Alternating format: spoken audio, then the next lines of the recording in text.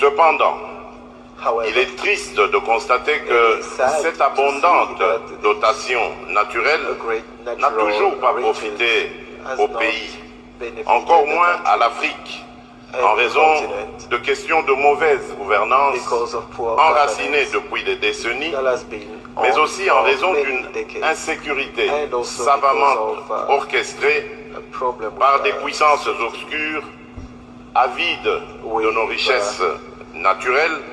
comme c'est le cas présentement dans la partie est du pays, en l'occurrence la province de l'Ituri et celle du Nord Kivu, avec le mouvement armé, le M23, qui n'est autre qu'un déguisement d'un voisin belliqueux, le Rwanda, obnubilé par nos richesses,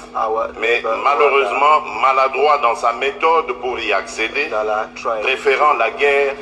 plutôt qu'un cadre paisible d'échanges fructueux, gagnant-gagnant.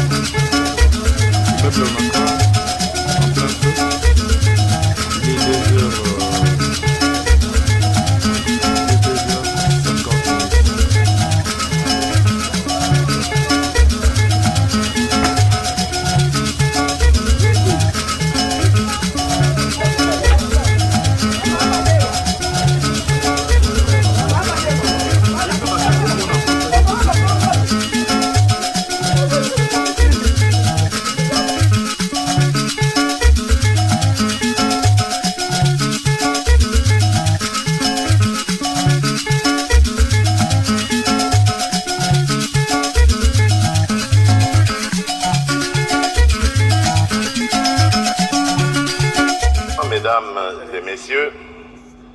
point n'est besoin de rappeler ici que mon pays, la République démocratique du Congo, est connu pour son potentiel minier, représentant 1100 différentes substances minérales. Toutes ces provinces peuvent se prévaloir de détenir des richesses minières. Et en cette période de changement climatique, la République démocratique du Congo se révèle comme un État solution par ses minerais stratégiques que sont le cobalt, le coltan, le germanium et le lithium, pour garantir une meilleure transition écologique et énergétique. C'est donc une destination de choix qui offre d'innombrables opportunités. Financiers, exploitants miniers, équipementiers, sous-traitants, recycleurs, chacun peut y trouver sa part. Cependant, il est triste de constater que cette abondante dotation naturelle n'a toujours pas profité au pays, encore moins à l'Afrique, en raison de questions de mauvaise gouvernance enracinées depuis des décennies, mais aussi en raison d'une insécurité savamment orchestrée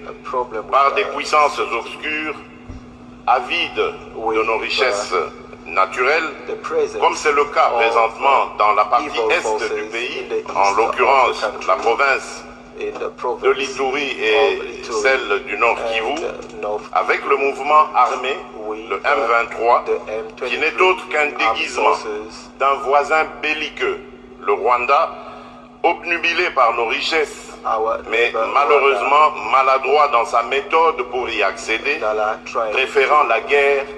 plutôt qu'un cadre paisible d'échanges fructueux, gagnant-gagnant.